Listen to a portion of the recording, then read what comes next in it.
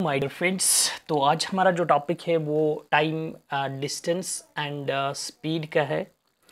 तो हमारे पास time, distance and speed, okay. तो ये हमारे पास थ्री क्वांटिटीज़ हैं। तो हम यहाँ पर देखेंगे टाइम क्या है, डिस्टेंस क्या है एंड स्पीड क्या है कि एग्जांपल को लेकर।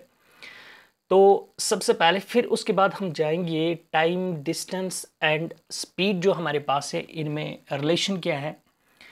तो से फॉर एग्जांपल मैं यहाँ पर ए पॉइंट लेता हूँ और मैं यहाँ पर बी पॉइंट, ओके।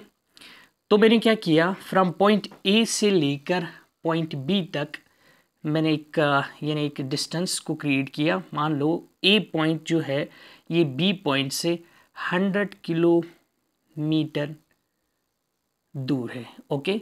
यानी यहाँ से लेकर यहाँ तक मेरे पास जो डिस्टेंस है दैट इज 100 किलोमीटर, ओके। अब से फॉर एग्जांपल मैंने यहाँ पर क्या किया कि यहाँ से एक गाड़ी निकली, ओके। और इस गाड़ी ने क्या किया, इस गाड़ी ने ये डिस्टेंस ट्रैवल की और ये यहाँ पर बी पॉइंट पर पहुँची और इसने इस डिस्टेंस को कवर करने के लिए मान लेते हैं यानी इस डिस्टेंस को कवर करने के लिए 10 आवर्स लगा दिए, ओके। तो हमने यहाँ पर क्या देखा, अगर हम यहाँ पर देखेंगे कि यहाँ फ्रॉम ए टू बी तक जाने के लिए हमने तीनों चीज़ों का यानी थ्री जो क्वांटिटीज़ थी हमारे पास, ये टाइम, डिस्टेंस एंड स्पीड, तीनों का यहाँ पर इस्तेमाल हुआ यानी यूज़ हुआ। सो जब हम चले from A to B, okay, किसी स्पीड से गए होंगे, ओके। तो हमने ए से लेकर बी तक 100 किलोमीटर यानी डिस्टेंस को ट्रैवल किया। दैट मीन्स 100 किलोमीटर ये इसकी डिस्टेंस बनी, ओके, डिस्टेंस, ओके। और ये जो हमने फ्रॉम ए टू बी ये किसी स्पीड से हम यहाँ से यहाँ तक गए, ओके। और फिर यहाँ से लेकर यहाँ तक हमने क्या देखा कि हमारे पास 10 घंटे लगे इस पॉइंट से इस पॉइंट तक पहुँचने के लिए। तो हमने यहाँ पर क्या लगा दिया, टाइम।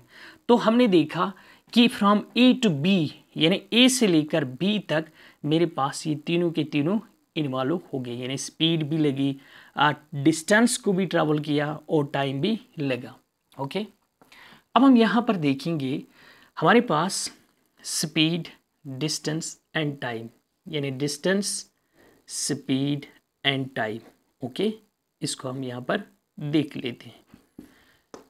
तो सबसे पहले इसी की बात करेंगे हम। जब हम ए से बी की तरफ गए तो हमने 100 किलोमीटर निकाला। दैट मीन्स कि 100 किलोमीटर जो हमारे पास बना दैट इज डिस्टेंस। तो हमारे पास डिस्टेंस जो है, जो हमने फ्रॉम पॉइंट ए से लेकर पॉइंट बी तक ट्रेवल की, वो हमने 100 किलोमीटर निकाली, ओके। सेकंड, हमने इस डिस्टेंस को ट्रैवल करने के लिए 10 आवर यानी 10 घंटे लगा दिए, ओके। तो अब हम देखेंगे फ्रॉम ए टू बी हम किस स्पीड से गए। सो यहाँ पर हमारे पास स्पीड जो है ये होता है distance upon time, okay. Speed हम निकालेंगे यहाँ से distance upon time. So distance यानी स्पीड जो मेरे पास है s equal to distance upon time. So मैं यहाँ पर देखूँगा स्पीड इक्वल टू डिस्टेंस मेरे पास 100, okay, kilometre, okay, divide time कितना लगा 10 आवर, ओके। तो दैट मीन्स ये ज़ीरो से ये कैंसिल, तो स्पीड हमारी बनी 10 किलोमीटर पर आवर। और इसका मतलब बना कि ये जो गाड़ी चली 1 घंटे में इसने 10 किलोमीटर निकाले, ओके। तो फिर इसको 10 घंटे लगे जो यहाँ से लेकर यहाँ तक पहुँच गई, ओके। तो हमने यहाँ पर क्या देखा, स्पीड हमारे पास डिस्टेंस अपॉन टाइम होती है। तो अब हम यहाँ ये जो हमारे पास है इनके रिलेशन को देख लेते हैं। तो हमने देखा स्पीड की रिलेशन यानी डिस्टेंस एंड टाइम के साथ जो है वो है distance upon time. Okay, this is the relation of speed with distance and time. तो यहाँ पर हमने देखा कि स्पीड की जो रिलेशन है डिस्टेंस और टाइम के साथ वो है डिस्टेंस अपॉन टाइम.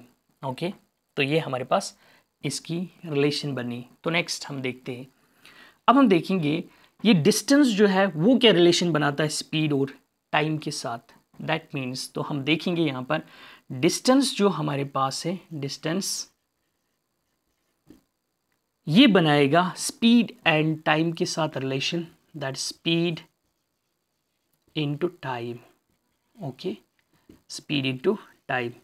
तो हमारे पास डिस्टेंस की रिलेशन स्पीड एंड टाइम के साथ स्पीड इनटू टाइम है.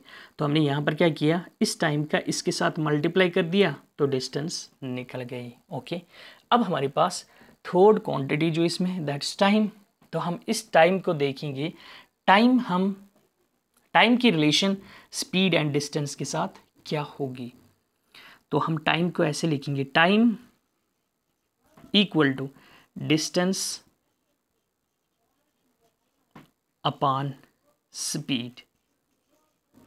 ओके, तो टाइम हमारे पास डिस्टेंस अपॉन स्पीड होता है. सो हमने यहाँ पर देखा कि टाइम, डिस्टेंस एंड स्पीड इनकी आपस में रिलेशन क्या होती है, स्पीड की होती है डिस्टेंस अपॉन टाइम, टाइम की होती है distance upon speed. So distance की होती है स्पीड इनटू टाइम. इनमें अगर से फॉर एग्जांपल हमारे पास डिस्टेंस दिया होगा, टाइम दिया होगा, हमें स्पीड निकालनी है, हम डिस्टेंस को टाइम के साथ डिवाइड करेंगे तो हमें स्पीड निकल जाएगी. ओके, अगर हमारे पास डिस्टेंस दी है, हमारे पास स्पीड दिया है, तो हमें टाइम निकालना हो तो हम डिस्टेंस को स्पीड के साथ डिवाइड करेंगे तो हमें टाइम निकल जाएगा. ओके, उसके बाद अगर हमारे पास स्पीड और टाइम दी है तो हमें डिस्टेंस निकालना होगा. सो हम स्पीड को टाइम के साथ मल्टीप्लाई करेंगे तो हमें डिस्टेंस मिल जाएगी. आई होप कि आपको ये बातें समझ आ रही होंगी. तो हम यहाँ पर देखेंगे जो हमने फर्स्ट यानी यहाँ पर इस एग्जाम्पल से हमने जो स्पीड को कैलकुलेट किया था वो हमारे पास था 10 किलोमीटर पर आवर. ओके, तो हम यहाँ पर देख लेते हैं. ओके, तो हम यहाँ पर देखेंगे कि हमारे पास स्पीड यहाँ पर जो निकाली थी हमने that's 10 kilometre per hour. Okay, okay, अगर हमें यहाँ पर ये जो किलोमीटर है और ये जो हमारे पास आर है, तो यहाँ पर हमारे पास किलोमीटर पर आवर है. अगर हमें इसको कन्वर्ट करना पड़े मीटर पर सेकेंड में, यानी अगर हमें किलोमीटर पर आवर को कन्वर्ट करना पड़े मीटर पर सेकेंड में तो हमें करना क्या है. ओके, तो हमें करना इतना है कि आप इस वाले को 5/18 के साथ मीटर पर सेकेंड के साथ मल्टीप्लाई कर दोगे और आपका ये वाला जो है ये बन जाएगा आपके पास, यानी आपके पास ये बनेगा मीटर पर सेकेंड ये वाला. ओके, लेकिन ये 5/18 आता कहाँ से है हम ये देख लेते हैं. ओके, और दूसरी बात, अगर फिर हमें ये मीटर पर सेकेंड वाला कन्वर्ट करना होगा किलोमीटर पर आवर में तो हम इसको मल्टीप्लाई फिर उस वक्त करते हैं इसके रेसिप्रोकल से 18/5 किलोमीटर पर आवर. तो हमारे पास अगर हम उस वक्त यानी मीटर पर सेकंड अगर हमारे पास स्पीड आती है उसको किलोमीटर पर आवर करना चाहें तो उस वक्त हमें 18/5 को मल्टीप्लाई करना पड़ेगा तो हमारे पास कन्वर्ट हो जाएगा किलोमीटर पर आवर.